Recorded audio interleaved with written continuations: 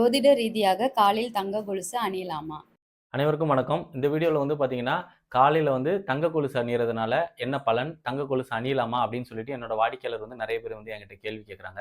இடுப்புக்கு கீழ் பகுதியில தங்கம் அணியக்கூடாது. வெள்ளி தான் அணியணும். இடுப்புக்கு கீழ் பகுதியில தங்கம் அணியிறது நல்லது கிடையாது.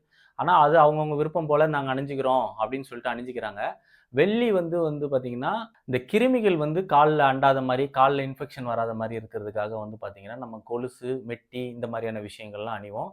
அது அந்த விரல்ல ஒரு இயக்கங்கள குடுக்கும். மெட்டி அணியிறதுனால பார்த்தீங்கன்னா, அது ஒரு ராஜ உறுப்போட கனெக்ட் ஆயிருக்கும். அந்த வெள்ளியிலருந்து வரக்கூடிய விஷயங்கள், அந்த இடத்துல உள்ள ஒரு அதிர்வு, அது எல்லாமே ராஜ உறுப்புகளோட கனெக்ட் ஆயிருக்கும். அதேமாரி கொலுசு பார்த்தீங்கன்னா, இன்ஃபெக்ஷன் அதாவது கிருமிகள் கால்லேருந்து மேல் பகுதியில ஏறக்கூடாது. ஏன்னா, அந்த காலங்கள்ல பார்த்தீங்கன்னா, எல்லாமே செருப்புலாம் போட மாட்டாங்க. வெறும் கால்ல தான் நடப்பாங்க. அப்போ மண்ணு, சேறு இந்த மாரியான விஷயங்கள் எல்லாம் நடக்கும்போது, அந்த கிருமிகள் ஃபர்தரா ஸ்கின்ல அஃபெக்ட் ஆகாம இருக்கிறதுக்காக, அந்த வெள்ளின்ற ஒரு விஷயத்த அணியுவாங்க.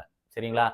அதாவது ராஜ உறுப்புகள இயக்கக்கூடியது மெயினா தங்கம். அது க்கு கீழ் பகுதியில அணியக்கூடாது. அதுக்கு மேல் பகுதியில தான் தங்கம் அணியணும். தாலி, மோதிரம், வளையல் இந்த மாரியான விஷயங்கள் நீங்க தங்கத்துல அணியலாம். கம்மல் இதெல்லாம் தங்கத்துல அணியலாம். கையில பார்த்தீங்கன்னா, தங்கமும் அணியலாம், வெள்ளிலயும் அணியலாம். கால்ல வெறும் வெள்ளி தான் அணியணும். தங்கம் அணியக்கூடாது.